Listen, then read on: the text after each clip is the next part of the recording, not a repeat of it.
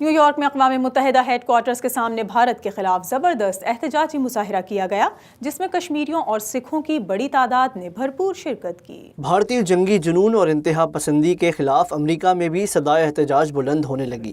New York میں اقوام متحدہ ہیڈ کوارٹرز کے سامنے بھارت کے خلاف احتجاجی مظاہرہ کیا گیا، جس میں پاکستانی، کشمیری اور سکھ کمیونٹی کی کثیر تعداد نے شرکت کی۔ مقررین کا کہنا تھا کہ بھارت مقبوضہ کشمیر میں کھلے عام کشمیریوں کی نسل کشی کر رہا ہے، لیکن اقوام متحدہ سمیت دنیا کی بڑی طاقتیں خاموش ہیں۔ اس موقع پر پاکستان تحریک انصاف نیو یارک کے صدر پرویز ریاض کا کہنا تھا کہ وزیر اعظم عمران خان نے بھارت کو امن کا پیغام ضرور دیا ہے، لیکن ہم اپنا دفاع کرنا جانتے ہیں۔ یہ جو پاکستان نے عمران خان صاحب نے کہا کہ ہمیں پیس سب سے آگے ریجن کے لیے ہم پیس کو آگے رکھیں گے، لیکن اپنا ڈیفینڈ کرنا جانتے ہیں، اس کا سیمپل بھی دیا ہے۔ انشاءاللہ پاکستانی فوج بہت مضبوط اور سب سے انٹرنیشنل لیول پہ ٹاپ کی ملٹری فورسز ہیں، اور انشاءاللہ جو پاکستان کی لیڈرشپ ہے اس نے بتایا کہ ملک کو کیسے اوپر لے کر جائیں گے۔ انشاءاللہ پاکستان اوپر جائے گا۔ مظاہرین نے نریندر مودی کے خلاف بینرز اٹھا رکھے تھے۔ کشمیر کمیٹی کے سابق ممبر سردار سوار خان نے کہا کہ جنوبی ایشیا میں نریندر مودی ہٹلر کے روپ میں سامنے آیا ہے، خون بہانا اس کا پسندیدہ مشغلہ ہے۔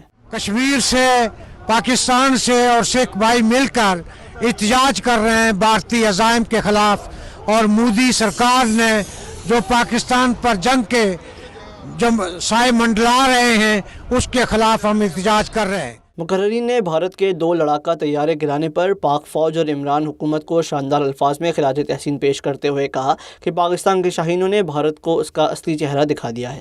پاکستانی کمیونٹی کے رہنما شبیر گل کا کہنا تھا کہ اگر بڑی طاقتیں دنیا میں امن قائم کرنے میں سنجیدہ ہیں تو انہیں کشمیر اور خالصتان کے مسائل کو حل کرنا ہوگا۔ یہ قوم لا الہ الا اللہ محمد رسول اللہ پر بلیو کرنے والی اور جذبہ شہادت سے سرشار قوم ہے۔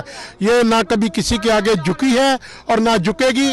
انشاءاللہ انڈیا جو ہے اس کو کشمیر کو بھی آزادی دینی پڑے گی، خالصتان کو بھی آزادی دینی پڑے گی، اور کشمیر کے اندر انشاءاللہ کئی پاکستان بنیں گے۔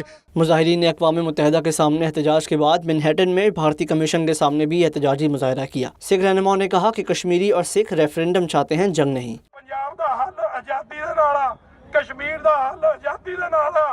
او جو UN نو اسی کہنا چاہندے آ، تسی دخلندازی دیو تاکہ پنجاب آزاد ہو کے خود مختاری والا صوبہ بنے، اور انڈیا اور پاکستان دے وچ ببل سٹیٹ ہوئے۔